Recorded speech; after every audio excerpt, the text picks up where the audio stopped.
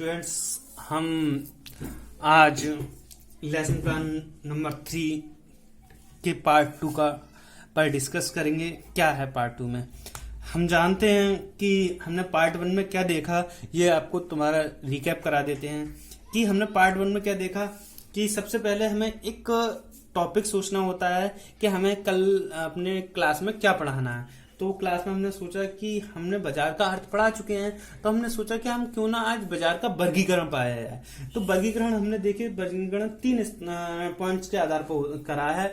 समय के आधार पर बाजार का वर्गीकरण किया है, स्थान के आधार पर वर्गीकरण किया है और बाजार का प्रतियोगिता के आधार पर वर्गीकरण किया गया है। तो हमने इन तीनों माध्यम से वर्गीकरण का अपने माइंड में सेटअप कर लिया कि भाई हमें इस तरीके से वर्गीकरण को अपने छात्रों को पढ़ाना है, इन 3 पॉइंटों को पढ़ाना है।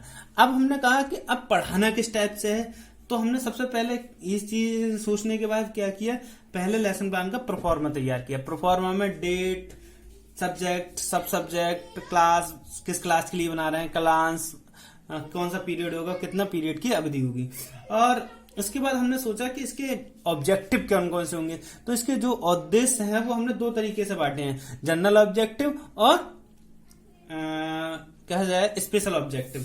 जनरल ऑब्जेक्टिव हमने बताया कि वो हमारे किससे संबंधित होते हैं। जनरल ऑब्जेक्टिव हमारे टीचिंग से कहा जाए तो सब्जेक्ट से संबंधित होते हैं कि हमारे सब्जेक्ट में क्या, हम ये पढ़ने के बाद हमारे सब्जेक्ट से हमें क्या क्या लाभ होगा। उसके बाद हमने देखा कि भाई हमारे जो स्पेशल ऑब्जेक्टिव हैं, जो स्पेशल हैं, वो क्या क्या इससे संबंधित है। स्पेशल ऑब्जेक्टिव हमारे होते हैं किससे संबंधित, हमारे टॉपिक से संबंधित। तो बाजार के वर्गीकरण से हमें क्या क्या लाभ होगा, क्या क्या उद्देश्य हमारे पीपल टीचर, जैसे मैं आप पीपल टीचर को पढ़ा रहा हूँ, मैं आप लोगों को पढ़ा रहा हूँ, तो हमारे पीपल टीचर पर क्या इसका प्रभाव पड़ेगा और आपके जो आप जिन्हें पढ़ाएंगे उन पर क्या प्रभाव पड़ेगा, इनको उन्हें क्या फायदा मिलेगा। तो इस तरीके से हमने वो किया। उसके बाद हमने देखा प्रीवियस नॉलेज बच्चों में कितनी होगी, अनुमान लगाया, और हमने देखा कि हमें क्या क्या चीज यूज करनी है अपनी टीचिंग पॉइंट में। ये चीज हमने लास्ट वीडियो में कंप्लीट की थी। इसके बाद हमें क्या करना है, पहले पॉइंट पे आना है। पहले पॉइंट पे क्या आना है, पहला पॉइंट है हमारा इंट्रोडक्शन का, यानी कि हम देखते हैं शिक्षण बिंदु में इंट्रोडक्शन किस तरीके से लगाना है, हमें कहां पहुंचना है। हमारे दिमाग में एक माइंड सेट है कि हमें बाजार के वर्गीकरण पर पहुंचना है। बाजार के वर्गीकरण पर पहुंचने के लिए हमने क्या काम किया, हमने 3 क्वेश्चन ऐसे करेंगे जो बच्चे आसानी से जवाब दे सके। चौथा प्रीवियस नॉलेज से आधार है, जो प्रीवियस नॉलेज को कनेक्ट करे और हमारे ऐसे क्वेश्चन पर आए जो हमारा टॉपिक बने। क्लियर? तो हम पहला क्वेश्चन करेंगे, जब व्यक्ति को भूख लगती है तो वह क्या खाता है। तो छात्र कहेंगे जब व्यक्ति को भूख लगती है तो वो खाने पीने की वस्तुएं खाता है।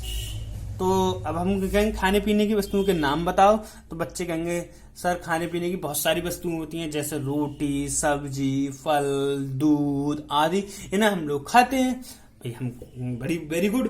अब हम जो भी आंसर देंगे इनके बाद हम रीइंफोर्समेंट भी कहते जाएंगे, यानी पुनर्वलन देते चले जाएंगे। उसके बाद हमने कहा ये सभी खाने पीने की वस्तुएं हम कहाँ से खरीदते हैं, तो वो कहेंगे, छात्र कहेंगे सर दुकान से, ठेले से या बाजार से। तो वो हमने तो यहाँ पे अपने लेसन प्लान में बाजार ही लिखा है। अगर वो कहते हैं तो जैसे उन्होंने कह दिया कि दुकान से सर जी, तो कहेंगे और कहाँ से खरीदते हैं, जैसे और जगह से भी नहीं खरीद सकते, तो कहेंगे वो ठेले से, कह सकते हैं बाजार से। तब बाजार पे आ जाएं, तब रुक जाना है आप लोगों को। अब आप बाजार से ही आपको क्या करना है, ऐसा क्वेश्चन बनाना है। बाजार को हम भागों में बांट दें तो भागों में बांटना क्या कहलाता है, तो कहेंगे हम छात्रों को, अगर 1-8% बच्चों को पता है तो वो कह देगा सर बाजार को बांटना कहलाता है वर्गीकरण कहलाता है, बाजार का वर्गीकरण कहलाता है। वैसे 99% नहीं पता होगा। अब पता भी है तो हम बाजार के वर्गीकरण से आप क्या समझते हैं इसके बारे में बताइए, तो नहीं बता पाएगा। तो अब आप क्या करेंगे, उसी को पॉइंट बनाएंगे कि बाजार का भागों में बांटना प्रकार बताना, वो क्या कहलाता है, बाजार का वर्गीकरण कहलाता है। तो हम उसके बाद एक उद्देश्य कथन बोलेंगे छात्रों के सामने, बाजार को भागों में बांटना बाजार का वर्गीकरण कहलाता है। छात्रों आज हम बाजार के वर्गीकरण के बारे में विस्तार पूर्वक अध्ययन करेंगे और छात्र क्या करेंगे, उसे ध्यान पूर्वक सुनेंगे। और ये हमने जो क्वेश्चन बोलेंगे वो किससे करें, प्रश्नोत्तर विधि से। क्लियर? इसके बाद हम बढ़ते हैं जो हमने कथन दिया है वो क्या था, हमारा कथन विधि कहलाता है। क्लियर। अब बात करते हैं भी हमें क्या करना है, टीचिंग एड का भी प्रयोग करना है। देखिए अब मैं थोड़ा और नया, मैंने हर जगह जितने भी टीचिंग पॉइंट बना रहा हूं, मैं हर जगह थोड़ी सी स्पेशल चीज लेकर आ रहा हूं।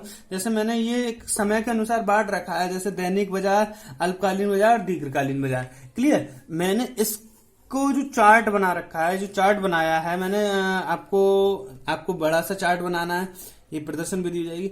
तो हम इस चार्ट को क्या करेंगे, इस चार्ट का यूज हम प्रश्नोत्तर विधि में नहीं करेंगे, विकासात्मक प्रश्नों से नहीं करेंगे, हम इसका प्रयोग करेंगे कहां, अपने व्याख्यान में। क्लियर। जैसे हमने और जगह क्या करते थे, प्रश्न बनाने में चार्ट का प्रयोग कर रहे हैं, प्रश्न बनाने में वस्तु का यूज कर रहे हैं, मॉडल बनाने, मॉडल का प्रयोग प्रश्न बनाने में कर रहे हैं, मगर हम इसमें नहीं करेंगे। तो हमने क्या किया है, भोजन में ली जाने वाली वस्तुओं के कौन कौन सी होती हैं, जिन्हें हम रोज खाते हैं, प्रतिदिन खाते हैं। तो छात्र कहेंगे सर भोजन में हम रोज क्या खा सकते हैं, सब्जी, दूध, फल, सेब वगैरह बहुत सारी चीजें ले सकते हैं। क्लियर। भोजन, ठीक है। और उन्हें हम बहुत अधिक मात्रा में खरीद कर क्यों नहीं रखते, हम उन्हें बहुत सारी चीज क्यों खरीद कर नहीं रखते। जैसे हम दूध 10 क्विंटल ले लें, साल भर चल जाए, क्यों नहीं लेते। हम इस तरीके के एग्जांपल देंगे तो कहेंगे सर हम खराब हो जाएगी, इस वजह से हम बहुत सारी चीजें नहीं लेते। समय के अनुसार बाजार का वर्गीकरण। अब हम टाइमिंग पे ले आए, क्योंकि समय बहुत समय बताया तो हम टाइमिंग पे ले आए। अब हम इसका क्या करेंगे, देखो छात्र, अब हमने एक चार्ट दिखाया होगा ना, खोला होगा कि देखो छात्रों, दैनिक बाजार ये है, अल्पकालीन बाजार ये है, दीर्घकालीन बाजार है ये। दैनिक बाजार मतलब रोज की खरीदारी, जैसे हमें दूध लेना है, रोज ही तो लेना है, ये दैनिक बाजार की हो जाएगी। जैसे फल लेने हैं तो हम, जैसे सेब हमने एग्जांपल दिया, आप बढ़िया करके बनाना। ये मेरी ड्राइंग बहुत बेकार है और आप इस चीज को ध्यान रखोगे, अपनी जब लेसन प्लान बनाओगे तो सही करके। यहाँ पे चिट लगाई जाती है, तो मैंने बना दी है ओनली। क्लियर। तो ये दैनिक बाजार हो जाएगी। हमने कहा अल्पकालीन बाजार कौन सी होती है, अल्पकालीन बाजार वह बाजार होती है जो कुछ समय के लिए चल जाती है। जैसे हमने क्या काम किया भाई, घी है 1 किलो लेकर रख लिया, वो भी हमने सोचा कि 2-4 साल का ले लें भाई।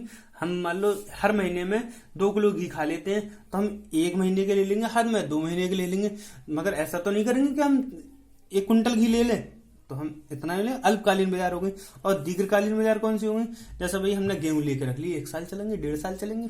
हमने कपड़े लिए तो वो हमारे कपड़े क्या होंगे, 2-1 साल चलेंगे। तो इस तरीके की कपड़े बाजार है या गेहूं के बाजार है, तो ये दीर्घकालीन बाजार हो जाएगी, जिनका उपयोग हम लंबे समय तक कर सकें, मतलब कहने का 1-8 साल कर सकें। तो ये हमारी कौन सी बाजार कहलाएगी, दीर्घकालीन बाजार कहलाएगी।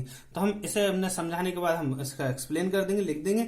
छात्रों जो समय के अनुसार जो बाजार है उसे हम समय के आधार पर बाजार का वर्गीकरण कहते हैं। ये 3 प्रकार की होती है, जिसमें से पहली होती है दैनिक बाजार, दूसरी होती है अल्पकालीन बाजार और तीसरी होती है दीर्घकालीन बाजार।